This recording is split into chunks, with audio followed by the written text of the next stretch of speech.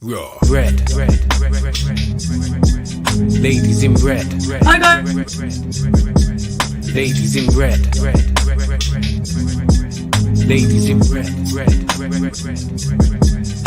Raw. Red. Discuss the latest news. Just fans giving their views. This channel is red. They see the bar and raise it. Plus they rep for the ladies. Trust it's red. Female voices in football. Red. If you want to talk up, it's a red channel for me and you. Subscribe and tune into the Ladies in Red. Hi guys, welcome back to Ladies in Red. I don't know what's going on with my intro there. It's a bit laggy, but it's here. I'm here. You're here. I hope you're all doing well. I hope you had a lovely Monday. The sun is shining where I am, and hopefully it's been nice where you are too. Apologies that I had to postpone this show and move it obviously to Monday. As you may well have been aware from my tweets and whatnot, my dog wasn't very well on Friday. Even though my dog is my baby. And so, yeah, I had to postpone it because obviously I wanted to be with her. But she's all good now. So thanks everyone for the messages. I appreciate all of the tweets that I had. But yeah, she's doing good and thank you for that.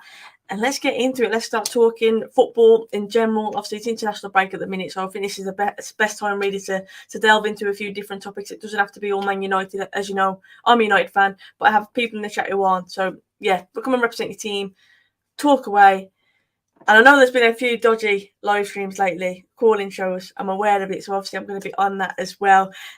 Just letting you all know that from the off. I am aware of the situation at the moment. It's been a bit of a mental one with people doing calling shows. And big up to Shivan. Hope you're doing good. Thank you for tuning in this evening. Hope you are good. Love the Villa says, good evening, Sophie. Happy Monday. Happy Monday to you as well. I hope you're doing good. I love the Villa. And good evening to George as well. Long time no speak, George. I hope you're doing well. Now I'm going to start off with some of the topics. I mean, the obvious one for me as a United fan is the whole manager scenario. What we're saying about that, like United obviously spoken to Ten Hag, haven't made a decision yet. Rumours are today that Pochettino is also being interviewed.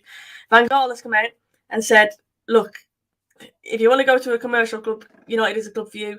Don't go to a commercial club, go to a football club. Which, to be fair, from the outside looking in, that's how it's felt, isn't it? For a long time, we are a commercial club. But yeah, what's your thoughts on Van Gaal's comments as well? Van Gaal is a manager that I personally I liked. I thought he was entertaining in his press conference and whatnot. I thought he was a funny geezer. But yeah, seeing his comments regarding the club, I'm interested to see what you guys say about that as well. Evening, so Slappy Monday. That says Laura Raker. Slappy Monday indeed. Happy Monday, so Newcastle fan here. Big up to you, Cheyenne. Interesting to hear your thoughts definitely on Newcastle and your season. How it's kind of turned around with Eddie Howe there. What signings are you going to make in the summer? And obviously around that relegation battle as well. But Newcastle, to be fair, since Eddie's come in, much improved team. Wanting Ten Hag, but likely to get Pochettino with this board. Can't really argue with that. Cannot argue with that at all. I can see Aikevin is joining me. He's going to be our first caller on. So big up to Aikevin. I'll see you there. Good evening to Curlers as well. Hope you are doing well. But yeah, guys, like I say, this is a football show. It doesn't matter who you support. I want to keep it as open as I possibly can. Don't want to be biased towards any team. It's hard to be biased towards United at the minute anyway with the state we're in, let's be honest. But yeah, this is a chance for everybody because I know I have across this platform a lot of different fans. So everybody's welcome to get involved. Very welcoming community, and I look forward to hearing all of your views. But I'm going to get Aikevin first of all. Aikevin, hello to you. Hi, Soph. How are you? I'm good, thank you. Can you hear me okay? Yeah, I can hear you okay. Yeah. Lovely. What do you want to talk about tonight then, Aikevin? I've just mentioned United's possible new manager. Like, who's your number one? Like, who would you rather have? There are a lot of options out there, actually, now. I'm hearing Luis Enrique is in the market as well. I'm thinking Ten Hag because, like, let's be honest, I think he's the better long-term option that we have. He's a young manager that can definitely he'll definitely need time, but I think knowing that United fans are really impatient with a lot of previous managers, it's going to be very, very difficult for Ten Hag. But I think he's my choice because he's the youngest one out there. But Enrique is also a really good option. He took Spain to the semifinals. We all thought Spain wouldn't even be in semifinals. We all thought they would get knocked out quite early, but he's overachieved expectations. He's also won the treble with Barcelona, with Messi, Suarez, and Neymar in 2015. So I'm sure he's got a good CV. He's had a good career. You also have Julian Lopetegui from Sevilla. And much more Pochettino as well. But I think Pochettino out of all these is the worst option. But I'm not saying he's a bad manager, but he's saying he's the least. He's the least popular. Yeah, he's the least popular out of all of them. I think if we're being honest with ourselves, he's the least popular amongst us talking now, and most United fans that I come across. But he's also the most likely. He's the most likely, I think, Most to likely, become yeah. the new manager. And I say often on here, I will back whoever is in charge. Of course I will. Like you said there, Pochettino isn't a bad manager. But yeah, Ten Hag, like you say, he excites me the way that he's got to explain. Give him time. We're always going to give anyone time now because this is now a new rebuild again. After the past 3 years has been not really been successful 3 years, not been successful 3 years, but I think it's going to be a big rebuild now. We're gonna have to clear out a lot of the players that don't want to be here. We're gonna consider the future of some players that want to be here. We just give we might give Bruno Fernandes a new contract, which I think is basically confirmed now. We're giving we're gonna give, I think, De Gea. Not sure if he'll get a new contract. I don't know about Ronaldo if he'll stay. Cavani's definitely gone. Lingard's definitely going. Mata's definitely leaving.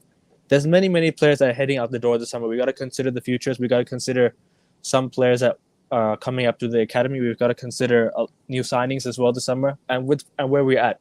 So if we're in the Europa League, which I don't want to be in, obviously, but if we are in the Europa League, we have to consider which players want to join, which players are realistic for the Europa League, and which players are.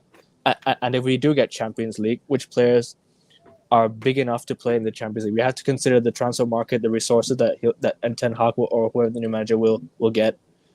It's gonna be a big summer ahead. Like it's gonna be a big last 8 games. We have 9 or 8 games left to go. It's gonna be a big business end to the season where we need to get top 4. That's the aim now, unfortunately, because we should be competing for titles with Man United. Look at the squad. Look at the squad we had: Sancho, Varane, Ronaldo. We should be levels with City and Liverpool right now, and Chelsea. We should be up there competing for every trophy possible, in fact, because we got knocked out quite early in every competition.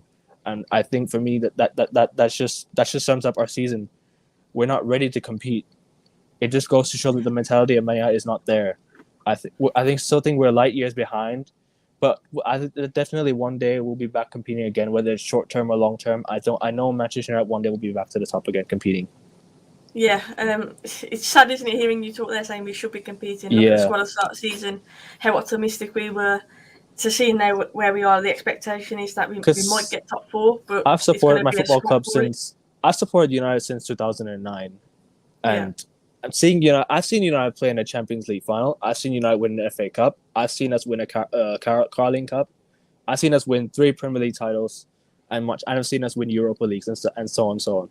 But I've not seen us win a Champions League yet. So United need to really step it up, because we've not made it past the quarterfinals in years. We've only made it. We've spent so much money, but we have not made it past the quarterfinals. Man City have they spend a lot of money, but they made the Champions League final, and they have to win it under Pep. Otherwise, it's considered a failure. Because Man City, let's be honest, they're winning the league title and everything, but it's expected with the money that they spent. They spent £200 million on defenders. They expected to win the league title. But you have to win the Champions League. You have to win the Champions League, and if you're going to spend that kind of money on players, you're going to give them such ridiculous wages. They have to be at a certain level to win, and they're not. These players are not. We're giving contracts to players that shouldn't be here, that shouldn't get contracts. We're giving too much. We're overpaying players like Rashford. No offense, he's a young lad. He's not been at his best, but he does not deserve 300k a week, and I'm sure you might know that as well. I don't think he deserves that kind of money at such an age. He's not done much to deserve that kind of money, and a lot of players have not. Let's be honest. Yeah, I agree. I was going to do a big step to Villa. Sorry, Agavin. Big news. So off topic, but I had to shout this out today. I'm sorry, but today I proposed to my girlfriend and she said yes. So congratulations to you. Yeah, congratulations. That's great news. Really put a smile on my face. Sending obviously congrats to you and your girlfriend, or fiance now. And also interesting. Yeah, Villa are a very interesting team to watch lately. I agree with that. But I'm more interested in the proposal story. To be fair, they're actually my second favorite team to watch in the Prem. Actually, Aston Villa. Okay. Like considering, I just like Aston Villa as a team. I respect them as a football club. Like they have a good team. They've got quality players. They have a cohesive unit as well. If you ask me, I think with Man United, right, we don't have that. That's why we're not winning. We should be we should figure it out soon before Arsenal start winning more games and get top 4. Otherwise, it'll be an embarrassing season. So are you still like hopeful? Do you think we can get top 4? Yes, there is always a chance because at this point it's only a 4-point gap. It's not just. I mean, I don't want to say only a 4-point gap. It's a 4-point gap, but it's a gap that nothing is guaranteed. Nothing is guaranteed. We have to play them as well. We have to play Liverpool. We have a tough end to the season, but we've got some winnable games. Like Leicester's a winnable game. You've got Everton winnable, but they'll be fighting for survival. You've got Norwich. You've got Brentford, Crystal Palace. Those teams, we have to win all those games. Basically, we have to win, even against Chelsea. We have to even try and get a win against Chelsea at home. Yeah. There's a lot of games that we need to get through, and so much to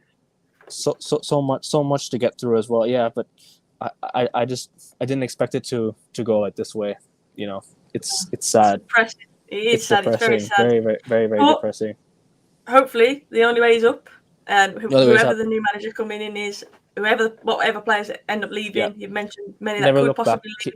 Keep going. Exactly. We have to just keep pushing them, and we have to just hope that we've got quality personnel. It's about getting the right man in charge and getting them clicking, and bringing in the right personnel and the money spent as well, because we know we've wasted a bit of money over the years as well, isn't it? But Kevin, I want to say a massive thank you for coming on first on. I appreciate that. It's been a long time, and I know we've been meaning to talk for a while. So thank you so much for your support as always. I just want to say before I head off, big up. I always want to say big up to what you're doing, and always big up the panel. Hopefully, I can come on again really soon and join the panel with you guys.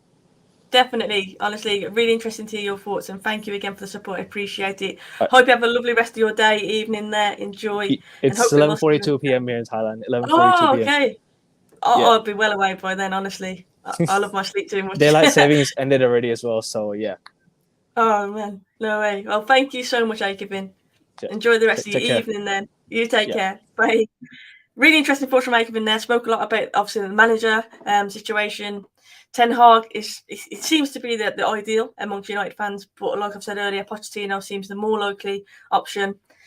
How do I feel about that? I'll be honest, I'll back whoever's in charge, but I would rather have Ten Hag, as I've mentioned before. I know Enrique is another one that was sounded out there as well. I'm going to get Brush on in a second just to hear his thoughts on the new manager.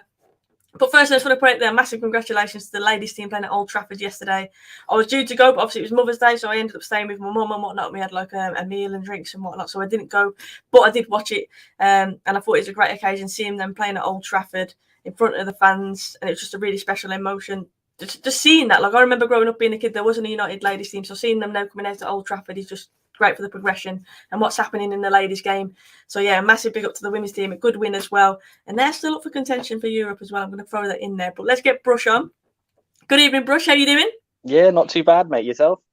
I'm good, thank you. I'm good to talk to you again as well. Yeah. What do you want to talk about then? International break. There's been a lot going on. I like to talk about Will Smith, by the way. But that's what everyone's talking about today. Talk about football. Yeah, the amount of memes that I've seen about Will. Oh. Well, let's start with what I haven't spoken to you since we got knocked out the Champions League, so let's start there. Okay. So yeah, the Atletico result. I mean, yeah, obviously I was gutted like the rest of us. You know, I think the fact that we didn't really test Oblak as well really annoyed me.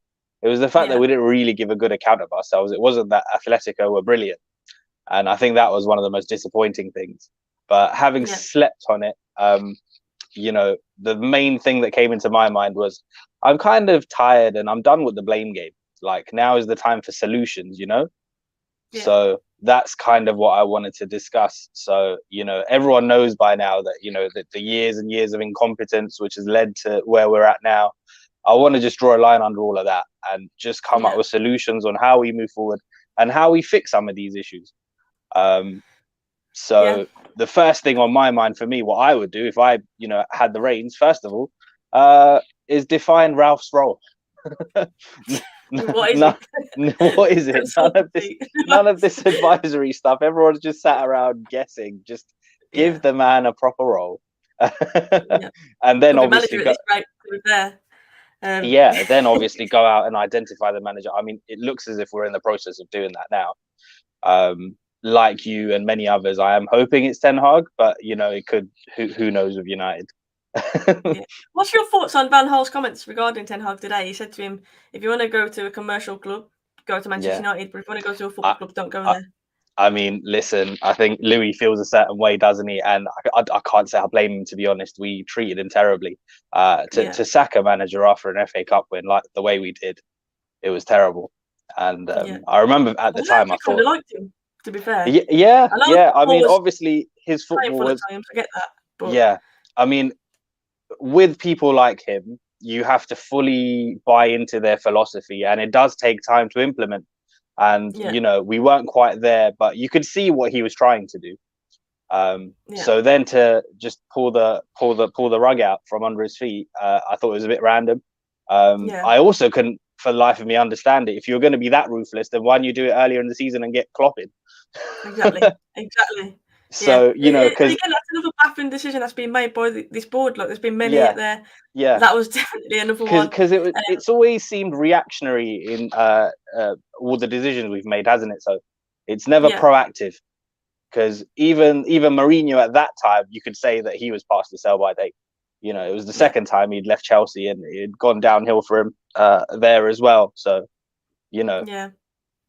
Yeah, Andrew said there he's spot on. And to be fair, with his comments about us being a commercial club, I think it is hard to argue with that, isn't it? Like, I think he has been spot on, to be fair.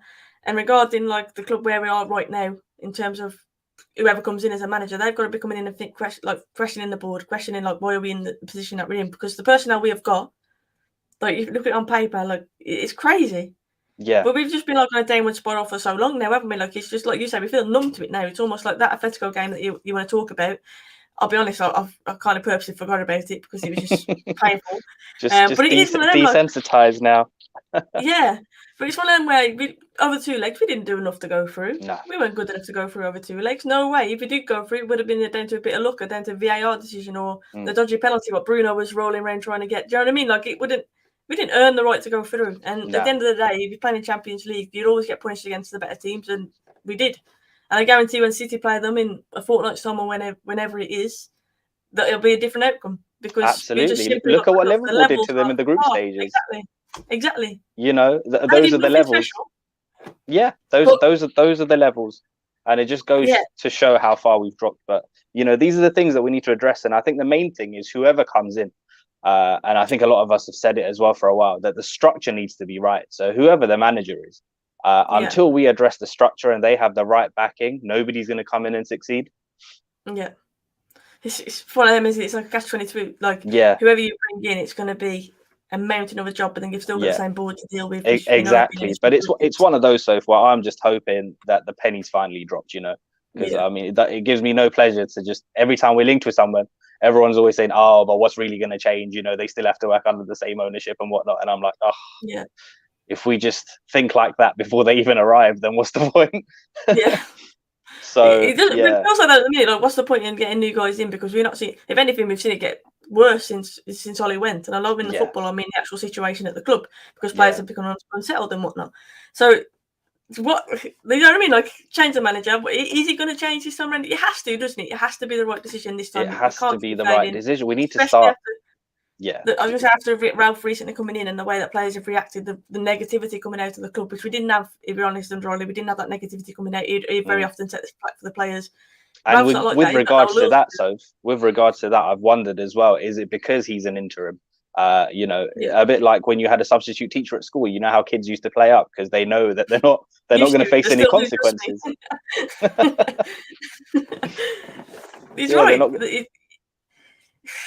But these are fully grown men. These are athletes. These are professional footballers who are on a lot of money. So why is it they can just turn it on and off? And that's the frustrating thing. Player power in this game is just crazy, isn't it? And again, another thing I'd like really for us to address as well is the wage structure at our club, which is an absolute joke. Why have we got a backup goalkeeper on over 100 grand a week? Like, for me, Tom Heaton is a perfectly able deputy. Yeah. Like, he's fine. There's no need for a player of Dean Henderson's quality as a backup. Send him out on loan or sell him with a clause to buy back. And then we've got Lee Grant on top of that. Then you got Lee Grant. Who, funny enough, the best game Lee Grant ever had was probably against us. The subs board. No, the subs board moment. That was the best moment he had. Yeah, actually, trophy. I think it was when he was at Stoke. It was unbelievable. He put in a proper performance against us. Always happens against us, doesn't it? Yeah, Always yeah. happens. Tom Heaton as well, to be fair. And Heating, yeah. I remember Burnley. It's always in Burnley goalkeepers. I don't know what it is. It's turned into some superheroes. But let's get off United for a second because I haven't spoken to anybody about this. Italy, not in the World Cup.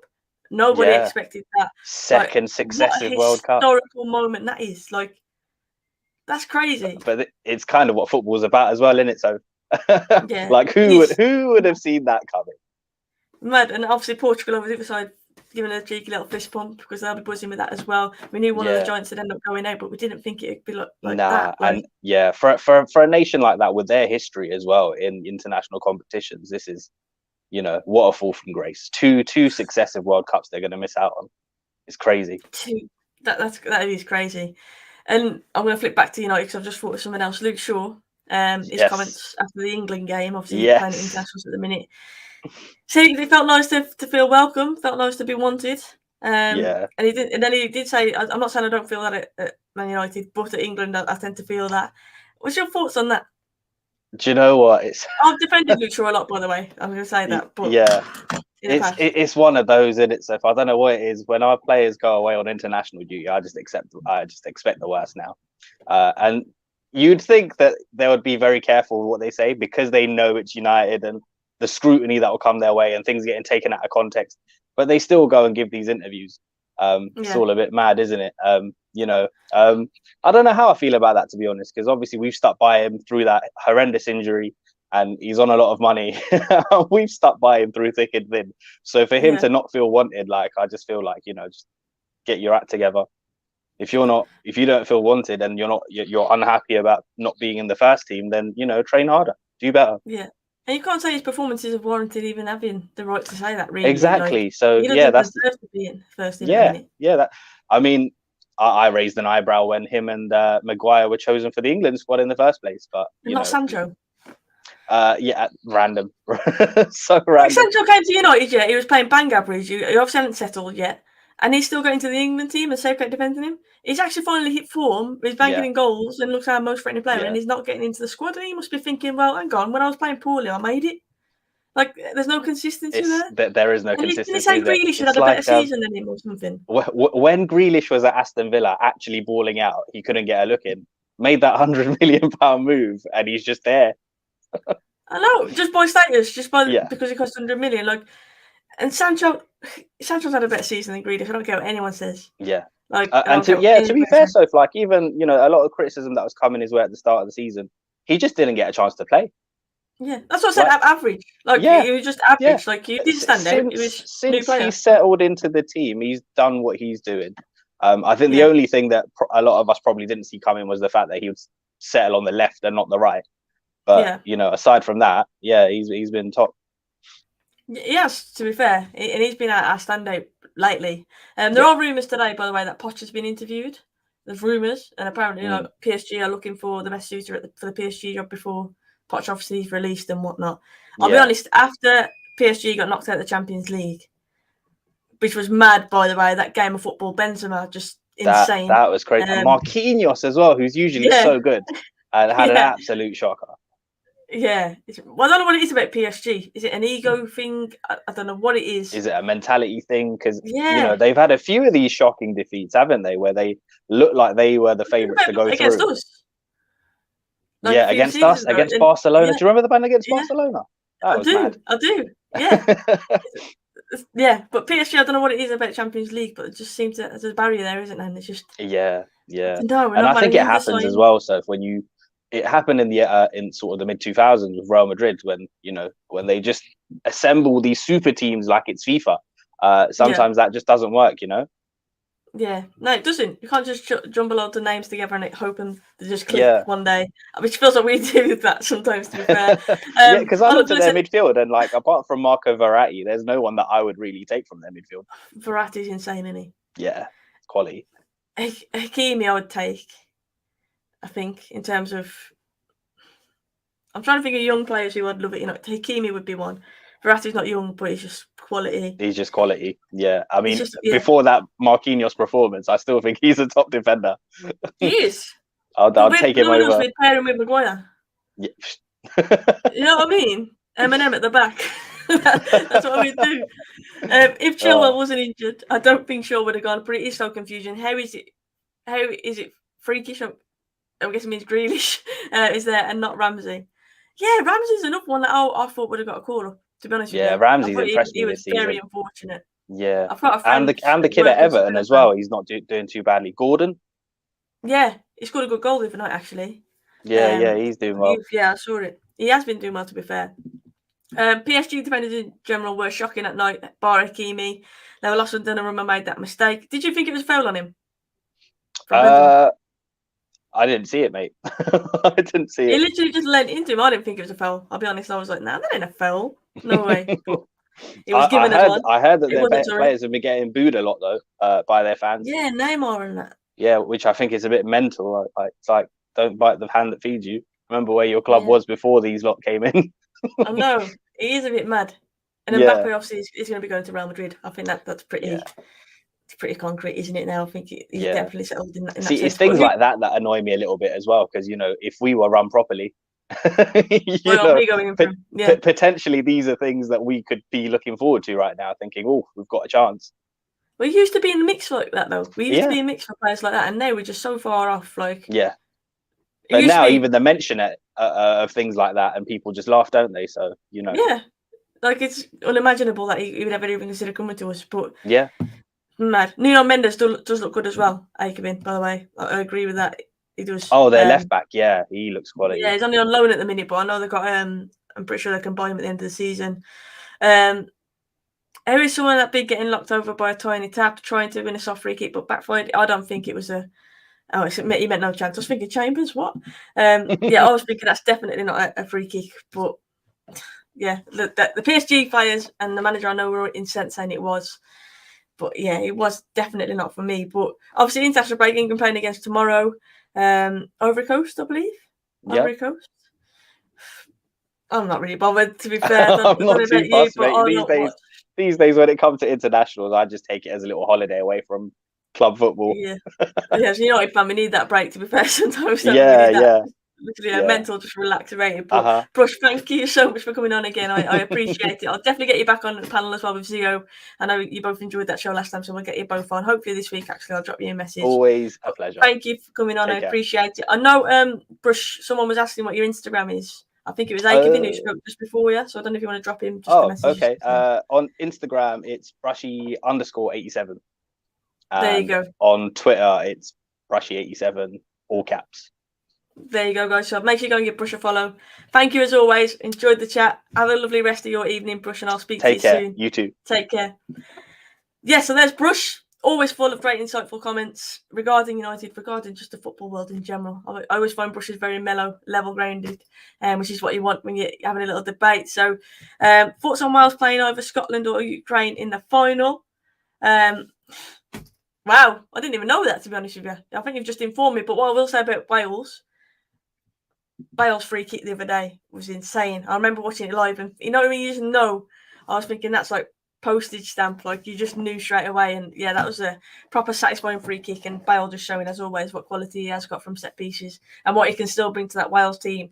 And wasn't he like in an article recently as well where they labelled him like the Spanish rat or something? I can't remember what it was, but yeah, Bale basically responded to that with a goal like that. I mean, it was just insane. I'm going to get Curlers on in a second, so hopefully Curlers is there and ready.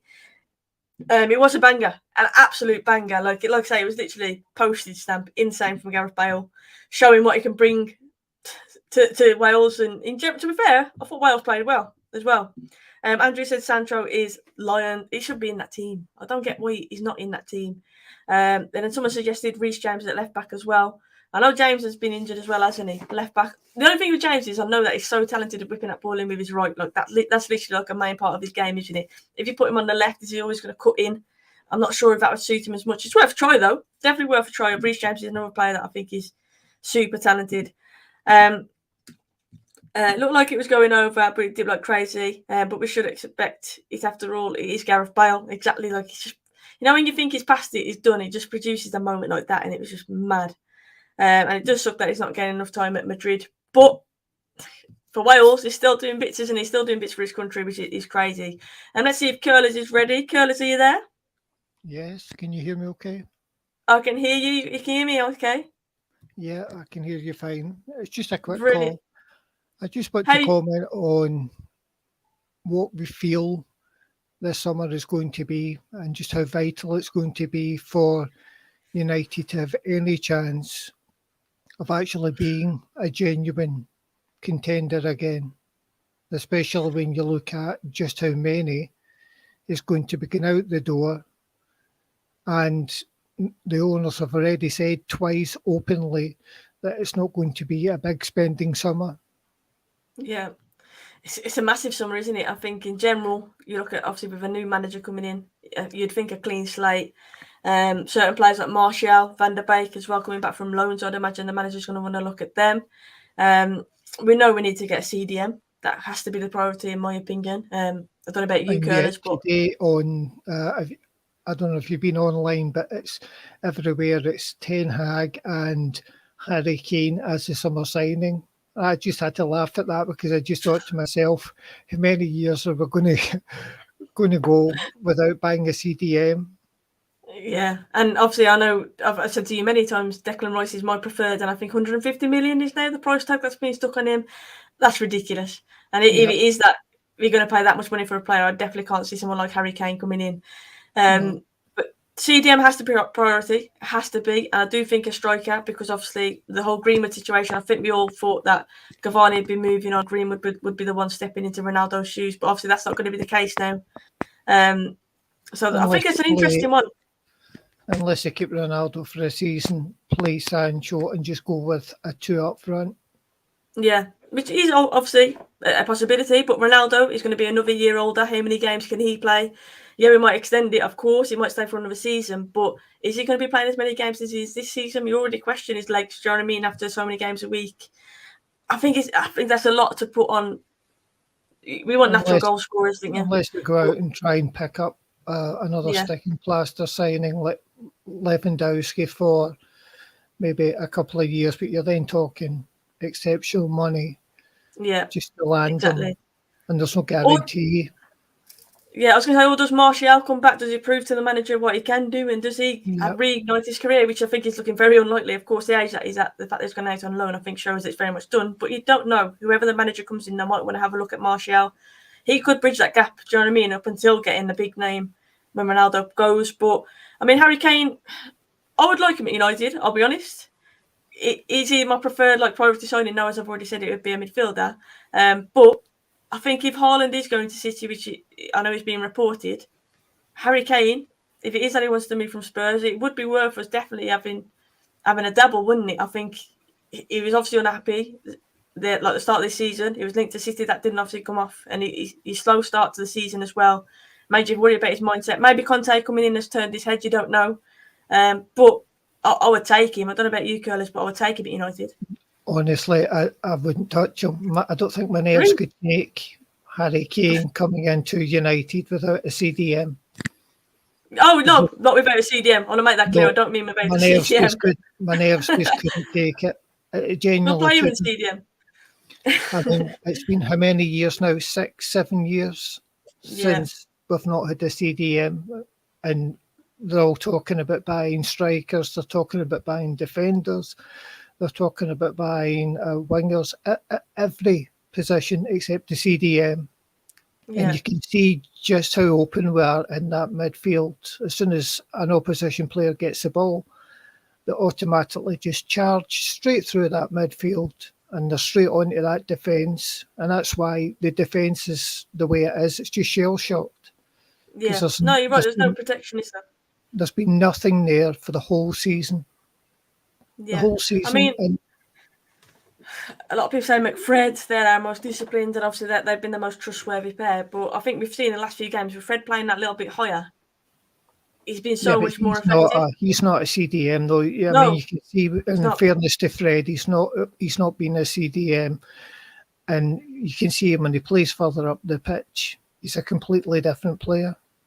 Yeah, he's been outstanding. You know me, I've often said I get a headache and whatnot, but since he's moved further up the pitch, he's been one of our standout players. And that's what I mean. I think if we can get a proper disciplined CDM, as we are crying out for, then I think that kind of transforms our midfield. That's how important that player is for us. I think in and around that CDM, we've got a lot of quality. But like you say, it's been far too easy to play through that midfield all season, even like last season as well towards the end. We just... I don't know. There's no protection, is there? There's no protection there for the back four. Who quite often, like you say, are shell shocked, and it's frustrating, isn't it? But who's your ideal CDM? Then I mentioned Declan Rice earlier, but 150 mil is a hefty price tag on him. Like, who's your preferred? I think it depends on the budget. Now, they've said if we don't get Champions League, see, this is the thing that's bothering me. Since they didn't get the ESL to go through, they've actually been putting less money into the club. If you actually look at it, the only reason that they spent what they did in the summer with the Ronaldo extra money was because of the fallout that would have took place with the fans had they went to City. Yeah, of course. So definitely. if you take It's the trying to Ronaldo, appease them fans, if you take the Ronaldo money away, they would only have spent roughly about 100 mil. So it's gone down every season, and they've already touted it could be maybe as low as 80 million, depending on whether or not they get Champions League football. Now, if you get Ten Hag coming in the summer, what's Ten Hag going to do with 80 million quid when there's I hope magic tricks, to be honest. I hope he can... Yeah. They'll need to be Houdini. You're right. You're right. I mean, we need some magic from somewhere, don't we? But we can laugh at this and think it's funny. Genuinely I think I'm laughing funny. through the pain, curlers. I think that's what it is. It's I think I would pick up on what Brush has said. It's the dismay at just how far the club has fallen. Yeah. It's heartbreaking. With no ethics or, ethos about what the club is now. There's just nothing there at all. Yeah, and it's that numb feeling, isn't it? When we got knocked out against Atletico, I felt numb.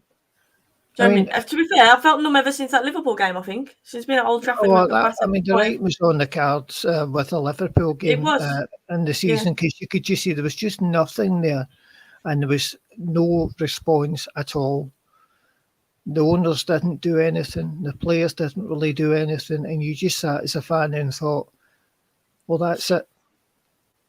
Gutted. I felt sick, gutted, I mean, wounded. I still do. If you actually watched a United win this season and felt buzzing, genuinely buzzing? No. I haven't watched a 90-minute game and thought we controlled that. Nobody's watched a 90-minute game. Unless you've I watched the women's, actually. That's a lie. I watched the women's. I can count that. As I say, you would have to, because, we've not turned in 90 minutes. Man United Football Club, not one game this season so far have they played 90 minutes. And been convincing. I know. Even when we put 5 past leads, we still look like we were going to leak goals constantly the other way. Who knows what the answer is, Curtis, but I do think a CDM definitely goes a long way in helping us with that. Getting the right manager in, obviously, is a key thing as well. The manager's obviously key, but of course, I still think if he's not backed, then, what's the point? Ten Hag to come in to work off of free transfers. Because he'll have to. Yeah. And there's a lot of rumours about Old Trafford being knocked down and rebuilt, and all these talks about renovating it as well. That'll be more money going on to the debt. Yeah. And I'm thinking as well, like, with Pochettino at Spurs, and basically he was limited on what transfers he could do because of this investment to the stadium, and the fans had to kind of be patient with that. Like, we ain't going to be like that. Do you know what I mean? We don't feel the same way about our club, because we know we should be competing. We know that we should be getting trophies. We know that we should be at the top. And like we've already said on here, like, it's heartbreaking. We're so far away from that, aren't we? The money's there, but it's just not going into what it needs to, which is on the pitch. Yeah, I know. And it's heartbreaking. Sticking plaster signings, or it's players. In the summer, they bought 3 players that basically sell shirts. They didn't go out and buy the engine that they needed. When they were quoted 30 million for this CDM or 40 million for that, even during the window at Christmas, They could have got who's the guy that went to Juventus for 5 mil? Was it 15 mil? There was a guy that went to Juventus for about 15 million, and we I can't were remember, to be honest. Oh, Zachariah, that's him. the midfielder. Yep. Was he 15 mil? I didn't Yeah, know he was that cheap. Was it 15 mil? 20? Yeah, yeah. I remember, yeah, the midfield. Yeah, I do remember. He went, And we were obviously he with went literally for buttons, and we were in for him, and they didn't cough up the money. And you just think to yourself, they're just buying names to sell shirts. And that's why I laughed today when I seen Harry Kane. I just thought to myself, that's all we need is another bloody shirt selling trains in the summer. Yeah. But it's like Cancelo. I had Webby on the show on last Monday, and he obviously has got a lot of links with people who work in the club and whatnot. And he said he knows for a fact that we were offered Cancelo for half the price that City paid for him in the transfer market before we were offered him. And we said no. And now you'd say he's probably the best fullback in the league. Yeah. Like, it's insane. Why are we missing out on players like this? But it's been like that for years and years and years. When they've wanted to buy a genuine workhorse player that would boost the midfield or boost the defence, they've not done it, and they've went for a big name, one big signing, and that's what's sold the shirts. Yeah, and it's all about commercial club, isn't it? Like Van Gaal said, commercial club, not a football club. As I say, look what we did with Van Gaal. Yeah, they were treating him. Look how quick we got rid of him, and we couldn't have got rid of Ollie unless we used Semtex. For 3 years. I just, as I say, you've got to laugh. I mean, I'm old. I'll be 50 in June, so it's 34 years as a United support. Oh, it's old enough. I don't mind telling you. So it's 50 if I get there, because as I say, I tuned in over the weekend to see Taylor Hawkins had died, and that was a genuine tragedy. Such a the same ages as me, but 34 years as a fan it's been this year, and it's the worst I've ever known it at the club. Ever known it. And I just fear that the next stage could be anything from asset stripping the club right down to selling off certain things like the name of the club, like Mike Ashley did at Newcastle. Nothing would surprise me anymore. After the Super League, I think I agree with that. Nothing does surprise me anymore. It just hopefully, Curtis, we do turn a corner. Hopefully, we do get the right man in. We make the right decision on this occasion, and we do start to see United on the rise back up to the good days that you remember and that I remember. But it just feels so far away at the minute. I agree with you this season. I think this is the most numb I've felt. You know me, I like to say about positive. I backed Ollie to the end, and I had a load of stick for that, but that's just what I do. I back the manager. And even now I'm thinking, you know what, I love certain players in that team, but I can't defend them anymore. Like, I can't. Like, how can you defend the performances that have been happening? You can't. And I think most fans have got to that point now where you just think, you know what, I feel numb. I'm not even surprised anymore. There was no defence after the Liverpool game. There was just none. You had no respect for any of them. None of them. No. I know. And you see, like City away, I believe Sancho was the only one that went over and clapped the fans. Just stuff like that. And you're thinking everything's just wrong at this club. Yeah. Everything is just wrong. And I know it's something simple, something basic. And yes, they should be annoyed and want to get down the tunnel, but you still pay respect to your own fans who've travelled and you put in a performance like that. It's just frustrating, isn't it? The players are now a reflection of the owners and what the owners are. As I say, when I watch one of the other podcasts, Tommy Docherty's relative, there was an issue where she went up to speak to them. They were in a pub somewhere, and it was one of the Glazers with Ed Woodward. Yeah. And she went up to say to them, because I think he can't get a ticket. I think they've barred him or something from going to the grounds. And she had said to him that she was a relative of Tommy Docherty to one of the Glazers. And he said, "Who's Tommy Docherty? He's never managed Man United." He actually said that. And it was Ed Woodward had to turn around and say to him, Tommy Docherty was a manager of Man United. And I went, oh, really? I'm not surprised. Like I say, nothing surprises me anymore. And we're going to end it on that note, curlers. Can I say a massive thank you for calling in? I appreciate it. I always see you in the chat. As I Always say, supporting. love So the thank you so podcast. much. It's great fun. So Thank you.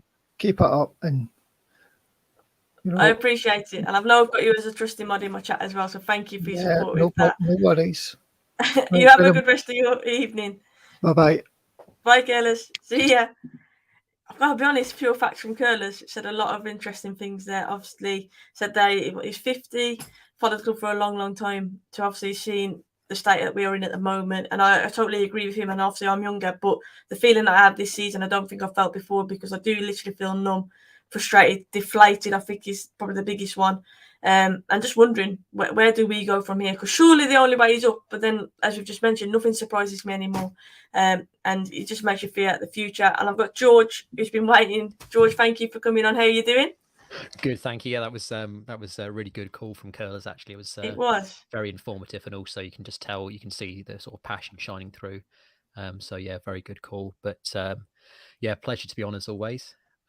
Pleasure to have you on. Thank you for joining us. What do you want to today?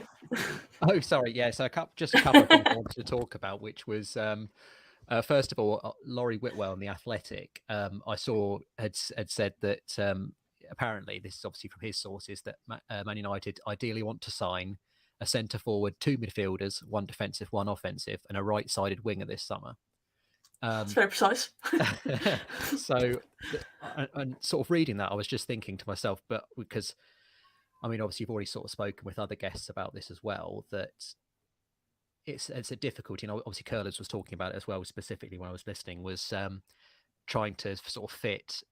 I mean, a lot of people sort of bandy around this figure of like 150 million, because that's what people think that we're going to spend. But actually, most of the time, net, it's normally about 100 million or even less than that. So it's almost impossible. It's going to be impossible to try and, because we probably need, in my opinion, we probably need about 7 or 8 players, unfortunately, and we're going to have to try and get 100 million in there. But also for me, when I sort of read out that list, if that is indeed, obviously Whitwell's got quite good sources at the club. If that is indeed the priorities for the club, then that just sums up that they've got no idea what they're doing. Because for me, I think priority number 1, and this might shock a few people, and a few people might say, because obviously CDM is definitely the most popular choice, but for me, it's definitely centre back.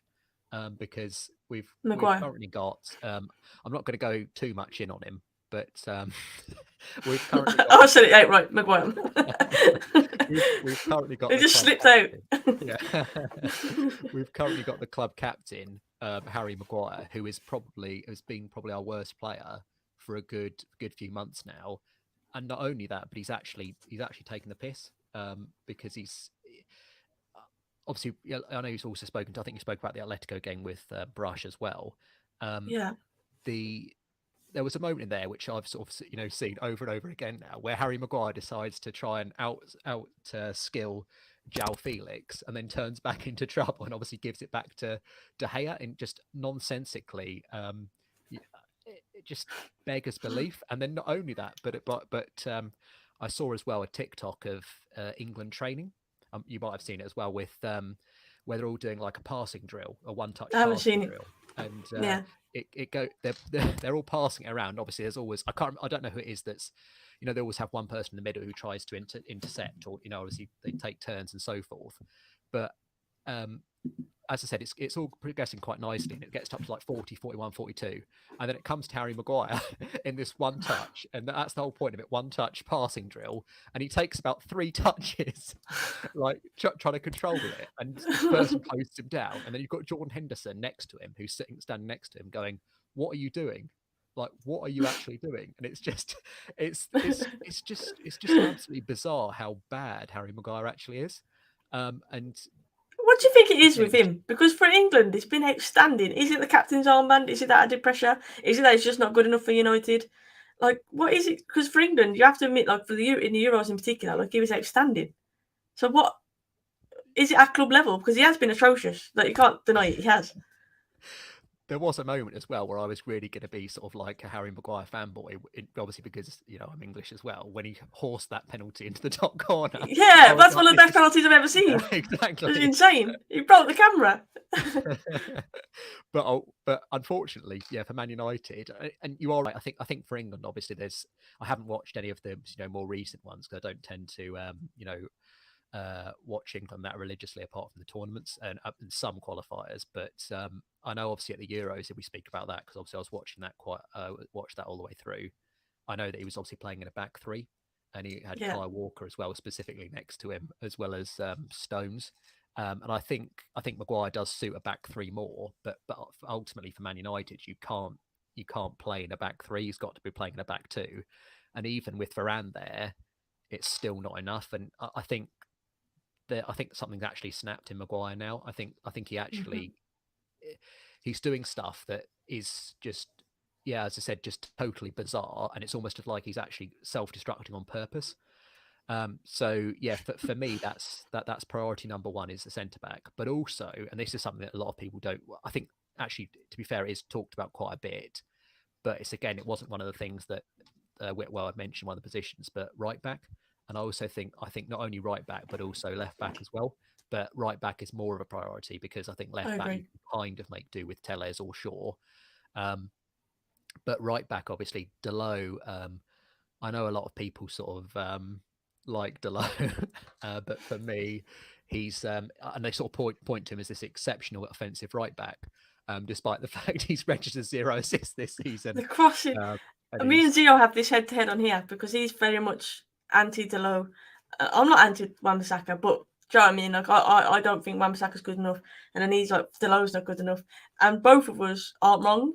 That's the situation we're in. Both of us aren't wrong because both of them aren't good enough, and the crossing in the final third from both, but in particular Delot, when you're thinking that's the asset of his game that we all thought he had, he can whip a ball in. The amount of times I see him overhit a cross, and he does that little turn away with his head in the air, like puffs his cheeks out. Like, how many times have we seen? Like, I even know how he reacts to it now because I've seen it that often. What is the curse at right back? Because we're just hopeless. I think for me as well, and the point I was sort of making, obviously, is to build a sort of title-winning team, often the sort of age-old thing is you have to build from the back, and that's why I'm sort of saying centre-back particularly, obviously, because Maguire is by far the worst player, but also, obviously, Varane's quite injury-prone, and I think, as I've sort of spoken about before, Lindelof's incredibly soft and weak, which again was shown on the internationals when Michael Oliver was up to his usual tricks. I don't know if you saw that the Czech Republic had a disallowed goal because Michael Oliver blew the whistle for a foul on Lindelof, which again, Lindelof it wasn't.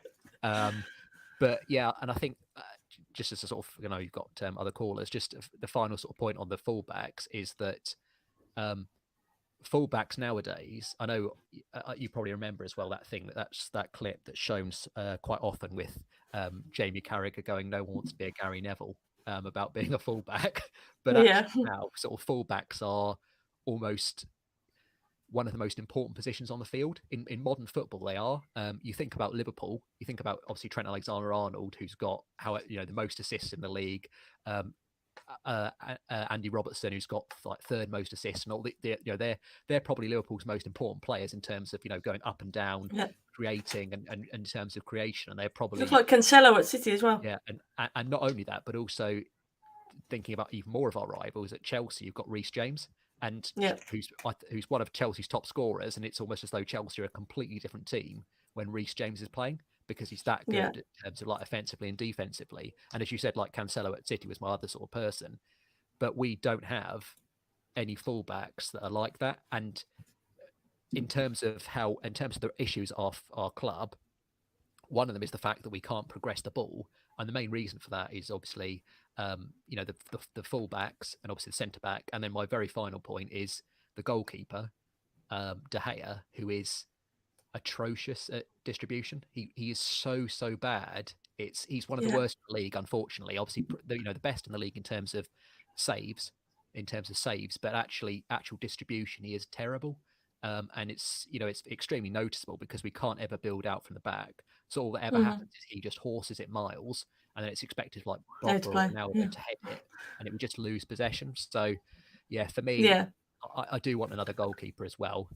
So goalkeeper would also. But you can't see Henderson being that guy? No, he's terrible as well. Love the enthusiasm there, George. We've probably only got 2 players.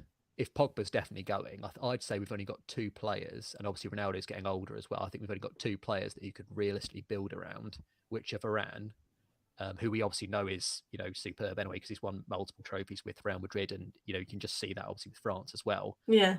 But also Jadon Sancho. I think those are the only 2 players who you could genuinely say those are 2 people who you could build around.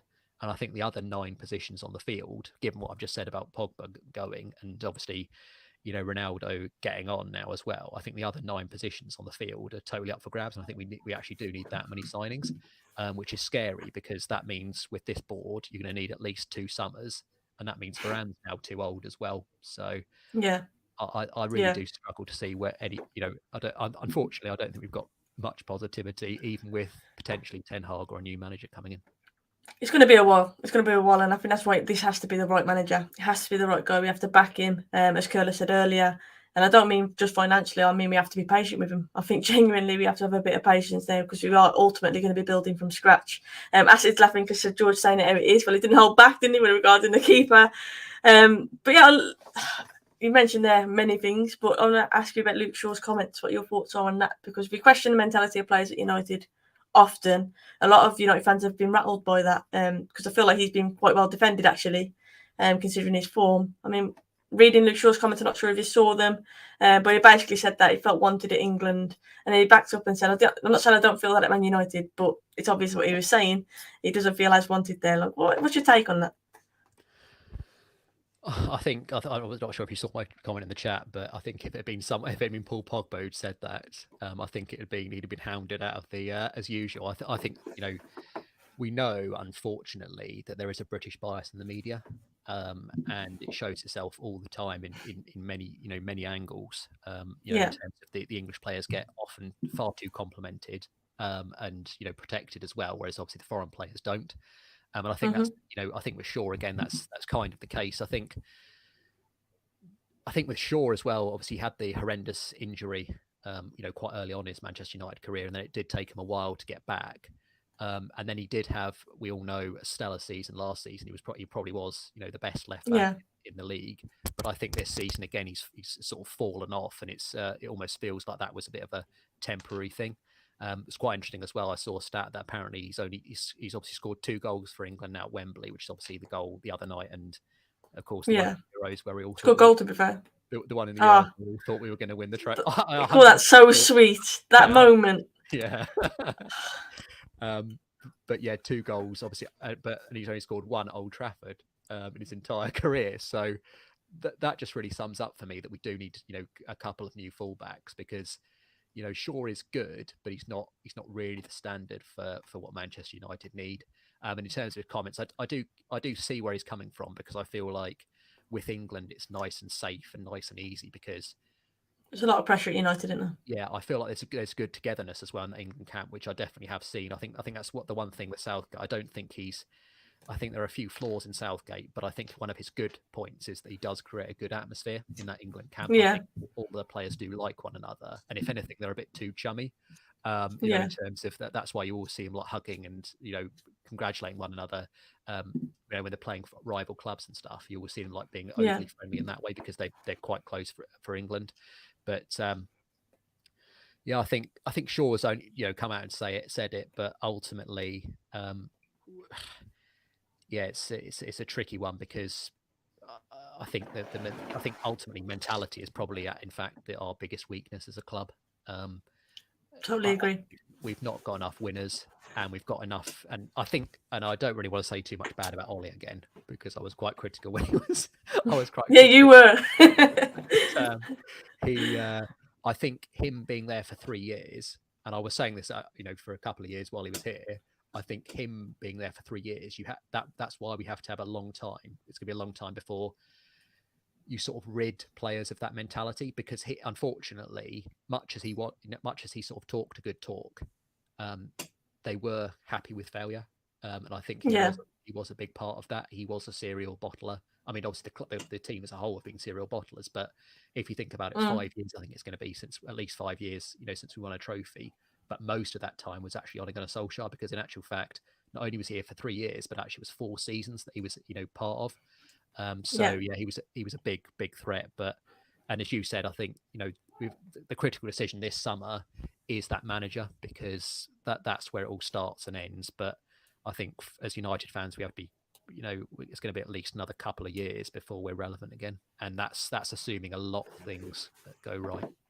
Yeah, that's a sad reality of it, isn't it? George, thank you so much for coming on. I appreciate it.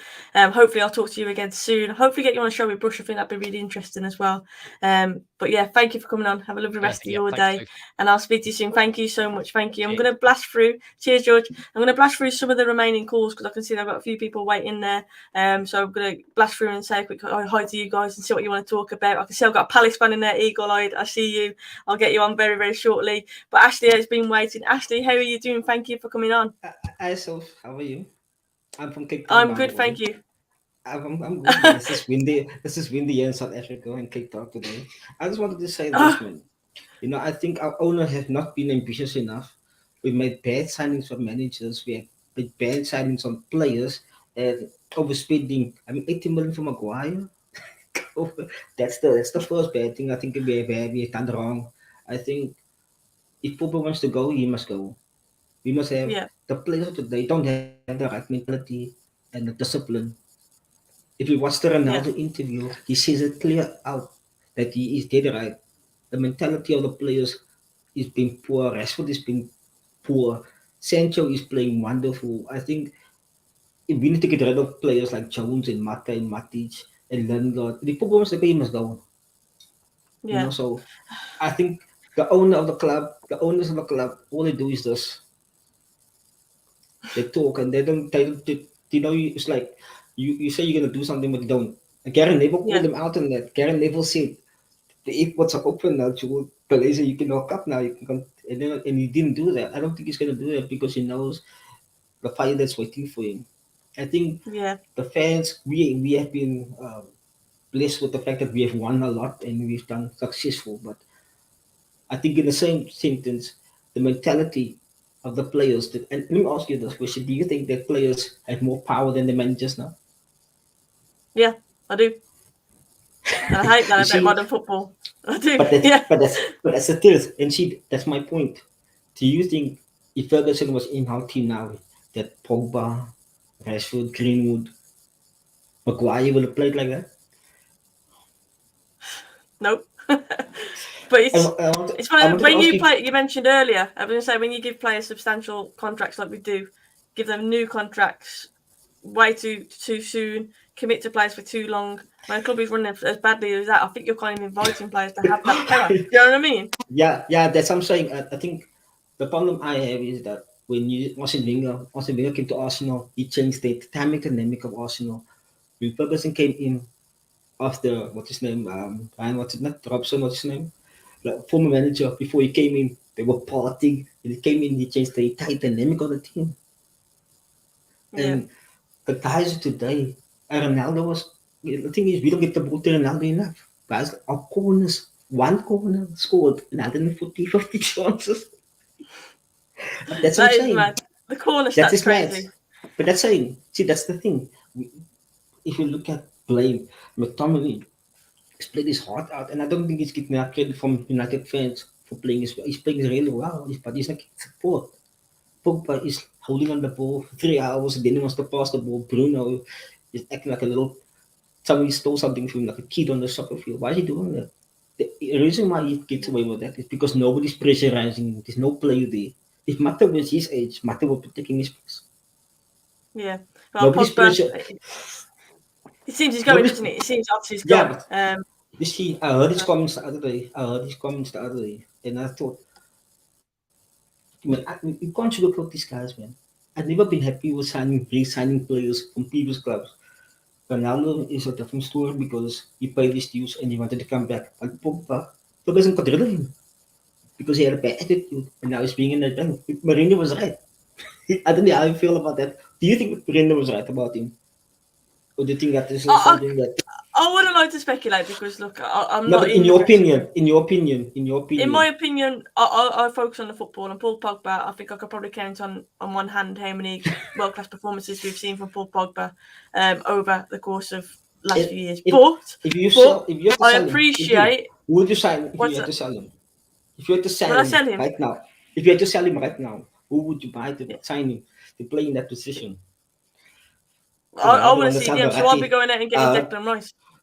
They wanted to sign Verratti. I read on Sky Sports. They wanted to sign Verratti. I'd take Verratti. I'd take Verratti. That's unrealistic. Let's go on. But We ain't yeah, gonna get Verratti. I think I like Phillips of Leeds United. I think he's really. I think he was England's best player at the Euros. I think He was, to be fair. But a lot of people said Declan Rice was the best player. But I think Neves is another one as well who we've been linked with. Yeah, but Neves is also not a good player. The thing is, we need to sign the right players, man. Exactly. Look at Liverpool. Liverpool have signed those guys. What Van Dijk wasn't world class when he came to Liverpool. He's the best defender in the world. Look at some of those guys in the Sadio Mane was an average player at Southampton. He's world class now. But that's my thing. You know, we have made bad decisions like Kliberson, Fellaini, Lukaku. I mean, Jones. I could have No, sworn I know we've wasted a lot of money. I completely agree with you, Ashley. I wanted to ask you. It's so crucial, isn't it, who we get in as the next manager and where we go from here? You mentioned players. Go on. What if Rooney wants to come back to United as a manager one day? What's your thoughts on that? Long term, like in the future, I would love to see that. Rooney, other than Scholes, probably my favourite player to ever play for United. Absolutely love Wayne Rooney. I was there on his debut. Got fond memories of him scoring a hat trick against Fenerbahce. I was there with my dad. I would love to see Rooney there. I want to come to England. I definitely want to come to England. I will have to come right to now, England. No. Right now, no. But long term, no. I just like no. He said that one day he wants to be the manager. But I want to ask you. Yeah, I saw that. If you look at the squad, itself, I mean, I think we're gonna make the Champions League because Arsenal have some serious. You hated all these. You know, I see some Arsenal have some. Arsenal has to play Tottenham first, still, and they have to play Chelsea and have to play United still, and we still have to play. We have some good fixtures coming up. Leicester's our first game after the international break, but they're looking like they're just falling down and down and down. But I just think we realistically I think we will make the top four. But with Chelsea and City, and I think Chelsea's also in down, but I think some of their players are also. It's going to be a scrap. That's all I'm going to say. It's going to be a scrap. USA celebrated before the qualified for the World Cup, before the time. Then they found that they had to wait. I can't believe Italy aren't going. No, I saw the banner on Sky. The guy said they were celebrating before the time that they were going to go to the World Cup. And then they told them they had to wait because I saw Canada made the World Cup. And Pulisic scored a hat-trick. Pulisic is their star boy, though, isn't he? He's their star boy. I think he's really the way he's matured into the game. But that's why I like Sancho so much because people were giving his stick, he's not doing enough. But look at the guy now. The kid is just. Yeah. I wish Rashford. And he's going to get better. If Rashford could do that on the other side. Which he can, but he's not. That's the thing. Yeah. I wanted to ask you, what's the thing of Greenwood? Do you hear Greenwood on that side? Is anybody saying anything about Greenwood and the situation? No.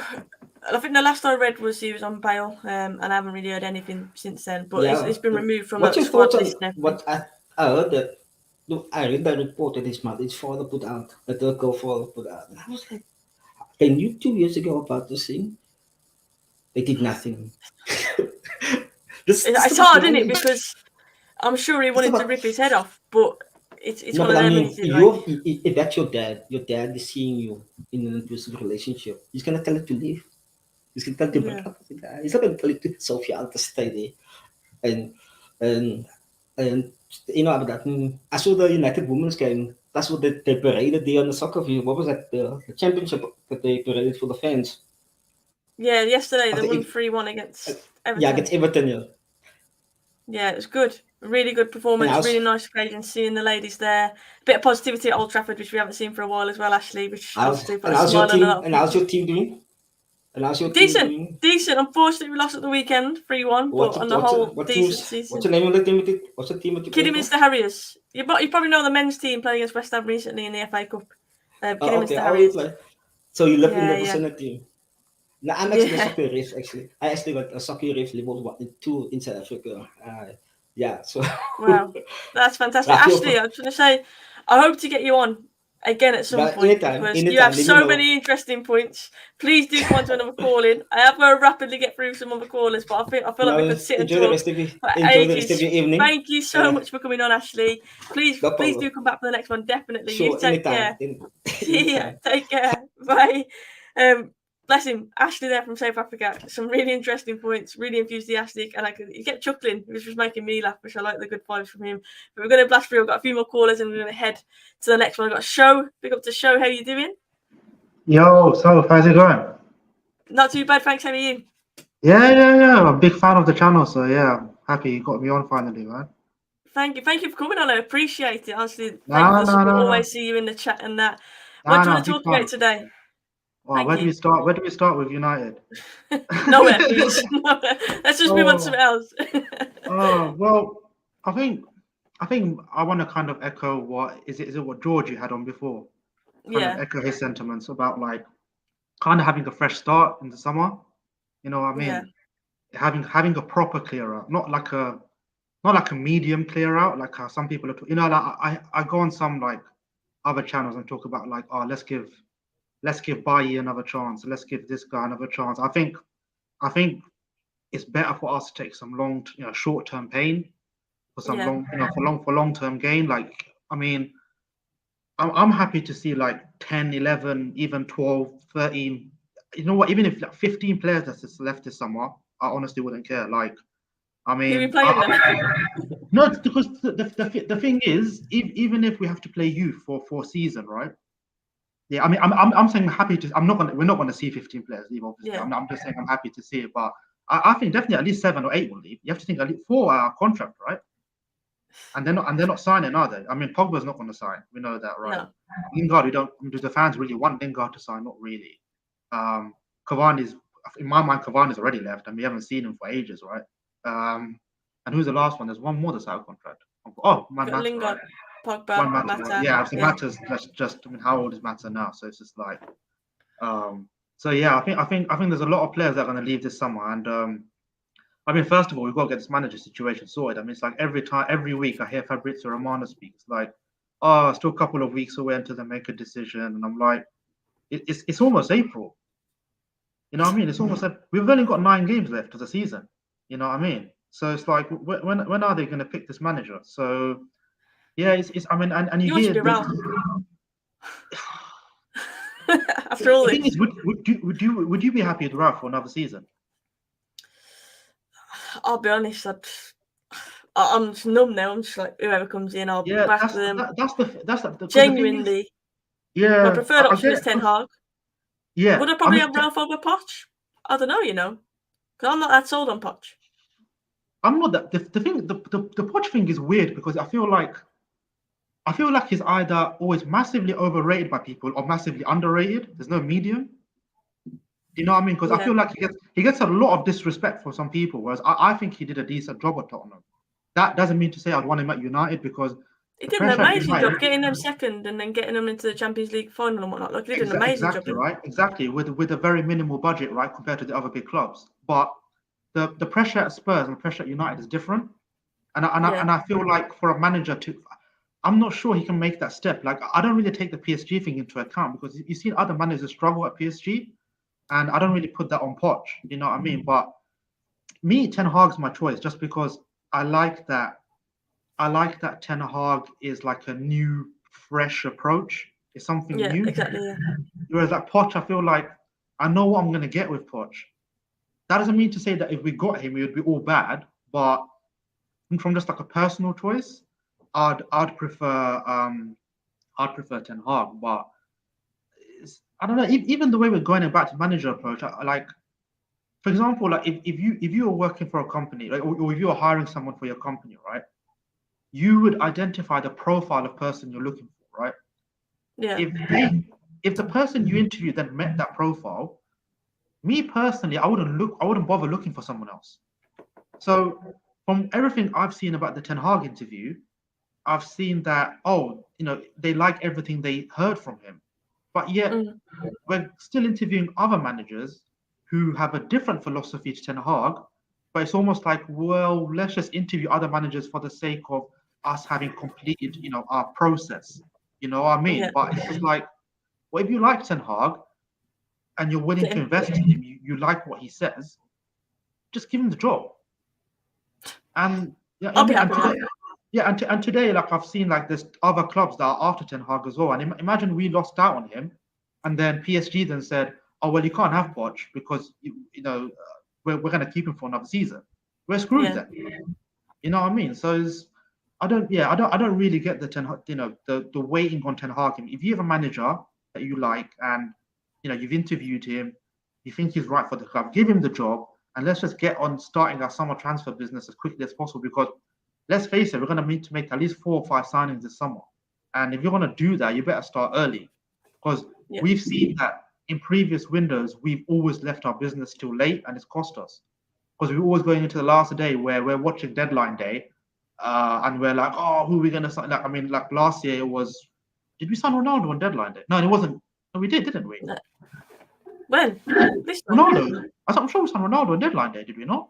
Or close was to it it? deadline day? It was close to it. Oh, was that? It was close. I don't think it was deadline day though. Oh, okay, but it was pretty. before, But that's wasn't what I mean. But I remember the all that- hype around signing me. I was on the way to like wall camping, and I remember just buzzing. I did a live stream in the car on the way there because I was just so excited. I don't think it was deadline. Oh, but yeah, it was pretty cool. But that's what I don't want to.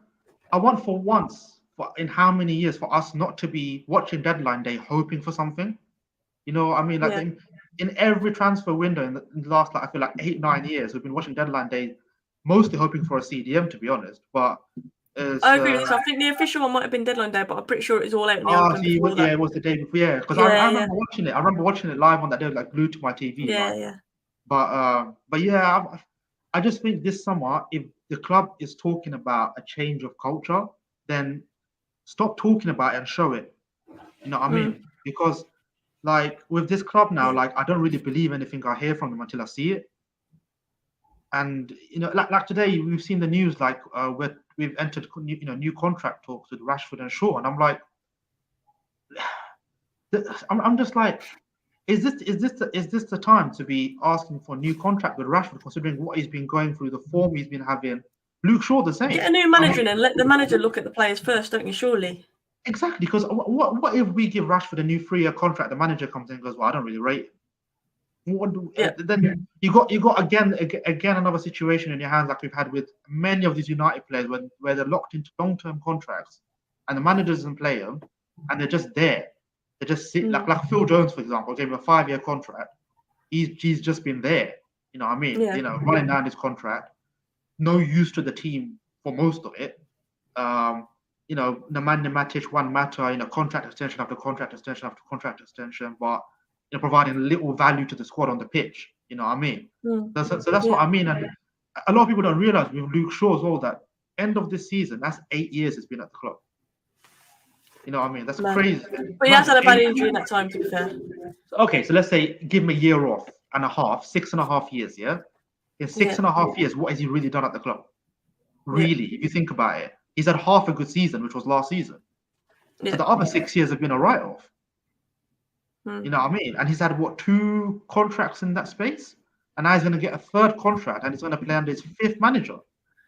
You know what I mean? That's for me, that's crazy. He's going to survive 4 managers, Luke Shaw. He's going to go on to his 5th manager next season.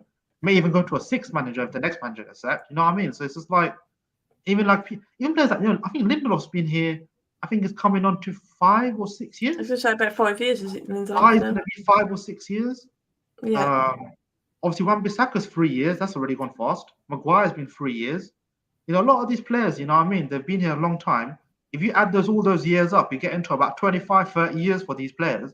And you ask, like, mate, what has this squad of players done for us with this 25, 30 years combined? It's nothing, is it? George. You're right. Lindelof. The show you spot on the squad. There's so much work that needs to be done. There's so many players who've been offered contracts far too soon. But like you said, there's talks or current contracts. Even Bruno, to be fair, his first season outstanding. Not really been that impressive of late. Don't get me wrong, we haven't been playing great. And then we're going to reward him with a new contract before his other one's even close to being up, and it's stuff and increasing his wage as well. I feel like sometimes we don't help ourselves. Do you know what I mean? We're not learning lessons, are we? We're not learning lessons. I mean, I think is it a 5-year contract you're giving him? Or am I wrong? Am I wrong there? I saw something maybe, I don't know. But I'm pretty sure his wages are going to be something close to maybe the 200k mark. I don't know. I don't know the exact. I just know that it's going to be more than that's pretty much what we seem to offer players in the second contract. Because if you look at Rashford, first contract to second contract was a massive jump. And look at what's happened to Rashford since then, right? So I mean, and next season it's like I don't really know what to expect. I think he'll be. I think for the first time in a long time, I think next season, I think most of the fans will just come into it with zero expectation.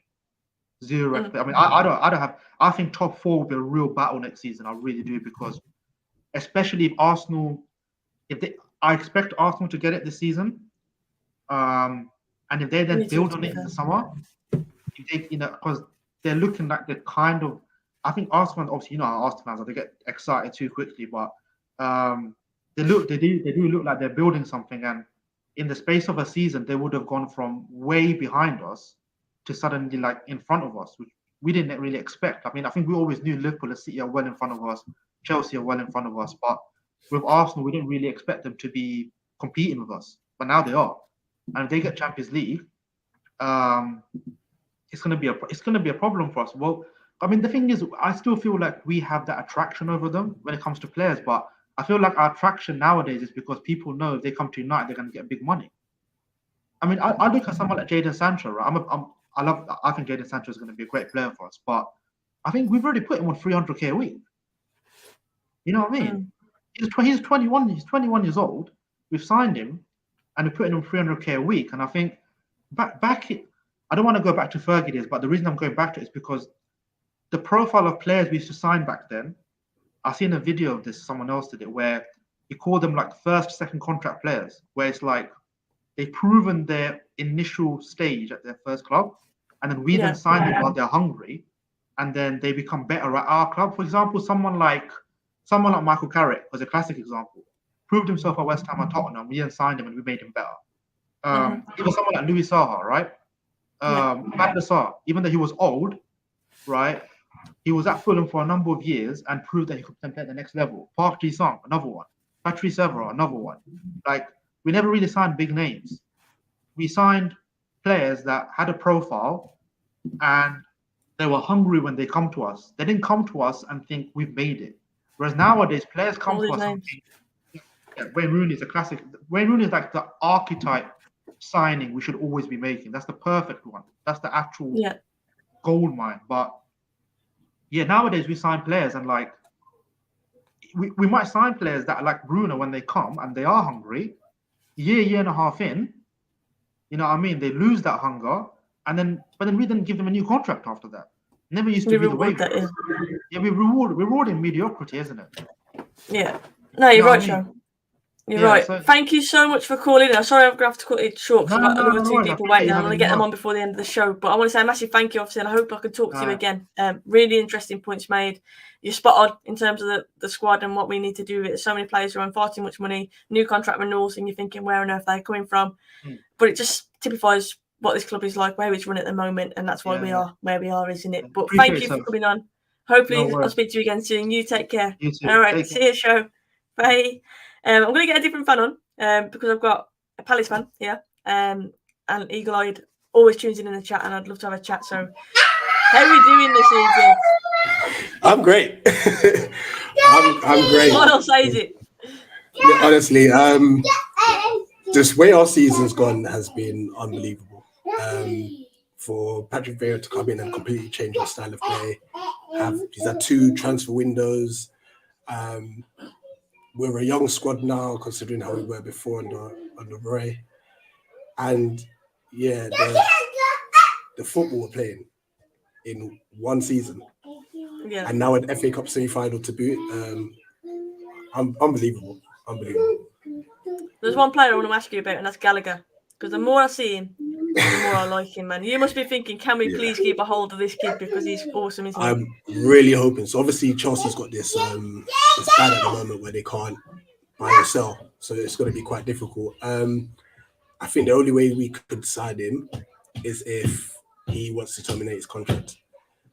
So we're looking at like Agent Gay to do the business because he's got a really good relationship with Mark Daly and stuff. And he's been phenomenal for us. I mean, just at least I have watching, to be fair. Yeah, I'll come to him in a minute. And it's just Gallagher's press. He initiates the press, and he's so clever with it as well, where he sets traps and stuff. And it may not be easy to see on TV, but it's phenomenal to see. No, it does. You should have for England, if not, to be fair. Very often he was the guy who was pressing. He was the guy who was trying to instill a bit of energy, make something happen. And yeah, I really rate him. I'll be honest. I think that he's growing as a player as well. He's getting better and better the more I see of him. Definitely the call up to England, 100%. Hello. But yeah, as a Palace fan, I'm sure you're buzzing with his form. And Elise, they said you're going to get onto him. But what's your thoughts on Elise so far? Like, he's been incredible as well. He's like, credit to the board, because I think we've got him from Reading for 8 million.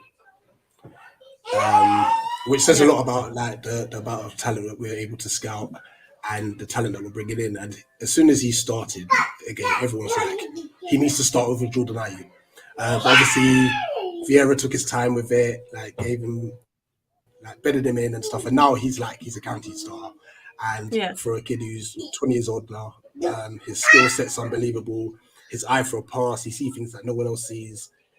This guy's special. He uses class as well, like just confidence. Yeah. Do you know what I mean? He's not afraid to try something special. He's exciting talent, 100% exciting talent. He's still got players like Edward and that as well. You thought we were going to come in and be like your main guy. And actually, to be fair, he's a very good player, don't get me wrong. But other players have stepped up to the plate for you as well, haven't they? Which has been mad. So. Mateta has, like, and I wasn't a big fan of the season, and he's got all my respect. Like, he's earned that spot, and now it's like, all right, take it from me. Pretty much. And that's how it should be. Like, and it's just nice to see that we've actually now got competition for places, because before. But it's been so long, hasn't it? Like, I don't want to be offensive when I say this, but if I'm watching Palace, I'm watching Zaha. Do you know what I mean? It's been so long. It's been that way. He's been the guy, and then now he's like, he's not. He's obviously still one of the guys, but that's the key thing. One of the guys. You've got so many players now who can step up to the plate and give you that something special. To think we're bringing off the likes of Edouard, Eze, and such off the bench, it's just it's testament to how we built the squad and how Vieira's built the squad this season. Yeah, he's doing an outstanding job. So in the FA Cup, do you reckon you can go all the way? I'm rooting for you. Definitely. I'm glad we got Chelsea. Out of the 3 teams, I'm glad. It's not going to be easy either way, but if there was a team that we could beat, it would be them. We were very unlucky to lose to them at Selhurst Park. They scored a last-minute goal and such. That was the infamous Lukaku 7 touches in 90 minutes, and so we just have to box clever and be smart with how we play this game. I think the counter-attack will work wonders for us in that game. Yeah. Well, I'm rooting for you. Hopefully you can get through to that final. To be fair, out of all teams remaining, of course, I want Palace to go all the way. But yeah, thank you so much, Will. I'm sorry it's a short one, but I'd hopefully get you on again soon. I like to talk about different clubs. It's nice to be refreshing to see someone who's so positive about the club after I've been talking to United fans, and obviously we're far from that at the minute. But yeah, it's nice to actually talk to a different fan. So thank you so much for coming on, and hopefully I'll get you back on soon as well. Enjoy the rest of your day. You take care. Thank you. And then last but not least, I've got Acid, who were you in the supermarket just or something? I swear I saw you walking around somewhere, Acid. I was thinking he's shopping here. Yeah, I was in the co-op. Fair play. Why not? Well, you got a few seconds. Why not? Thank you for jumping on. Priorities, making me hungry now. Like the hoodie as well. If you haven't noticed, check out his hoodie. Just look at that, repping. I love it. Acid, thank you for coming on. Sorry, Seb. Go on. I'd like to point out I had this hoodie before Zio. You did. That is actually true. Don't say that. Why are you trying to stir stuff between Zio? You're going to kick off now. You know he's going to moan. No, you did, to be fair. It's a smart hoodie.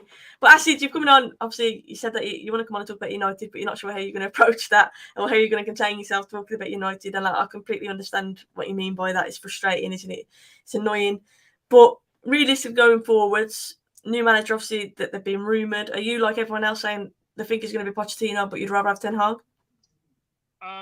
Honestly, I think that if they stop listening to people in the mainstream media, I think there's every chance that they will listen to the fans because they saw what happened with the protests.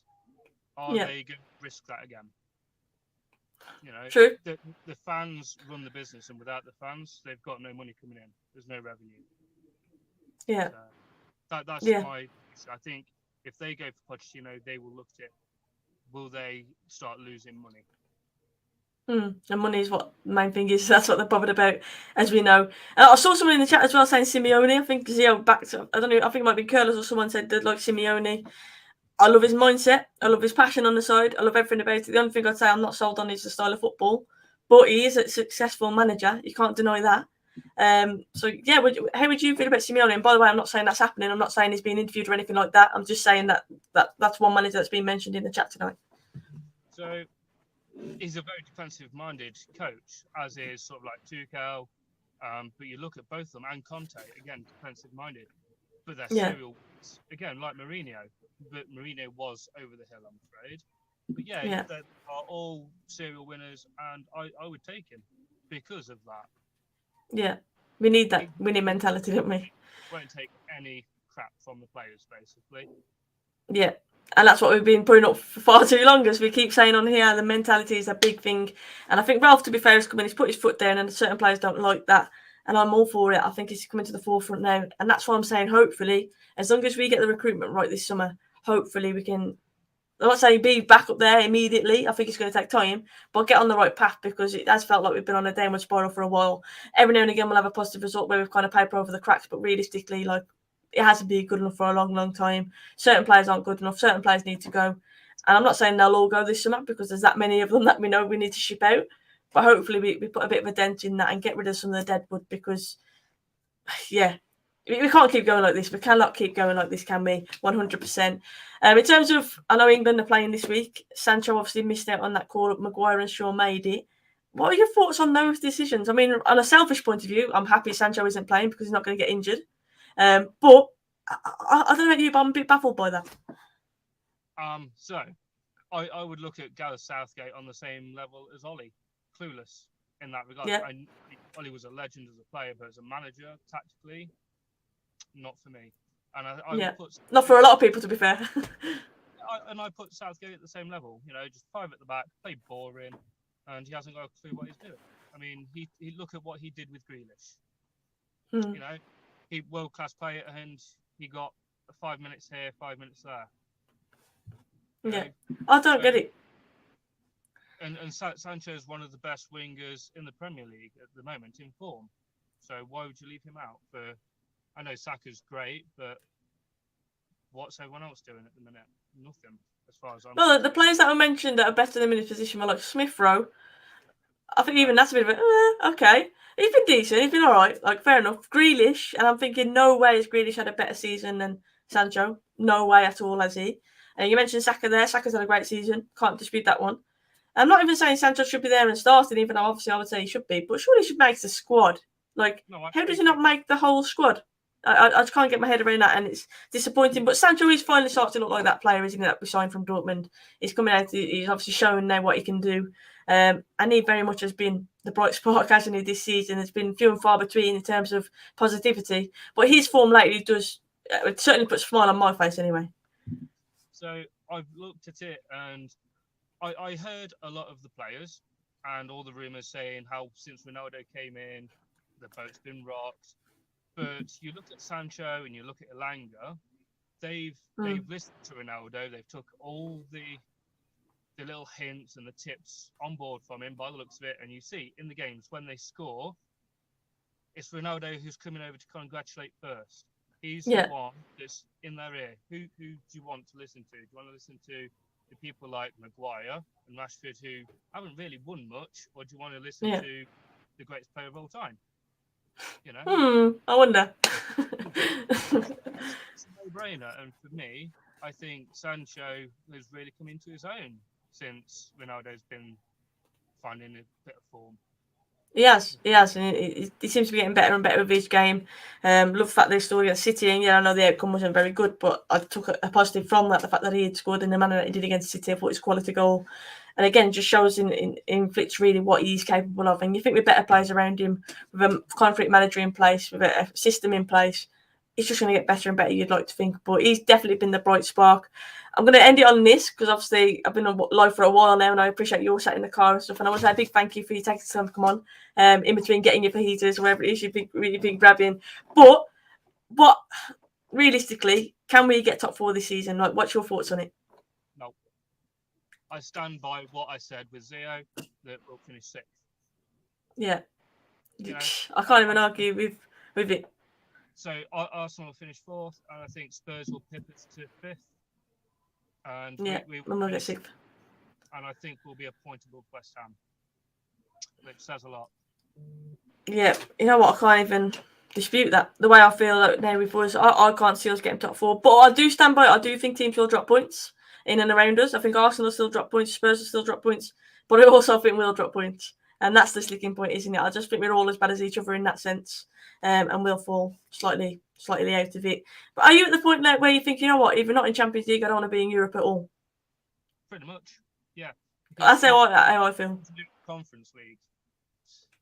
You know, it's great for the kids getting the experience, but you don't want to be seeing the likes of, say, Luke Shaw or Bruno risking getting a broken ankle, where it's basically Sunday League.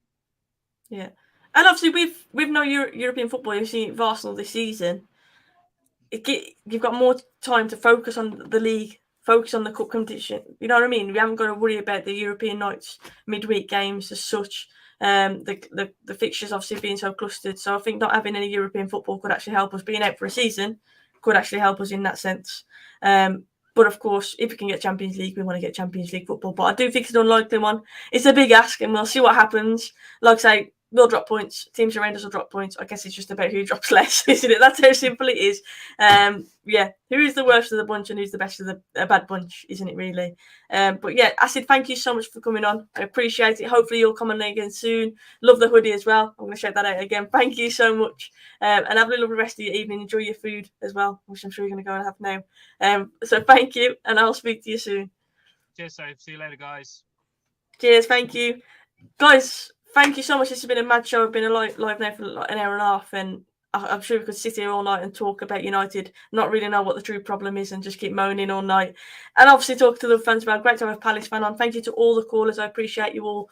Fantastic. And make sure you go and follow them as well on social. So any callers, drop your comments in after this, and I'll obviously like each comment and let people know where they can come and find you on social media. But yeah, this has been a great show. I've loved it. I've absolutely loved it. It's a bit of therapy, literally. Therapy. I just felt like I can talk about United and actually like listen to some other views as well and get some other stances. That's what football's all about, isn't it? So thank you to everybody. If you haven't already, please subscribe to Ladies in Red. I'd appreciate it. Hit a like on the video, and as I say, drop a comment afterwards as well. I always do check the comments, and I'll interact with you guys there as well. Everyone who called in, thank you so much. Everyone in the chat who's been throwing in some great opinions as well, thank you so much. I'll do another one of these definitely soon. I'll drop a tweet out to let you know when. I'll be doing a show with Zio hopefully this week as well. And Ladies in Red will be back because Maisie should be back from a holiday soon. So yeah, keep an eye out for my tweets to let you know when I'm live. But until next time, guys, take care. Look after yourselves. Cheers.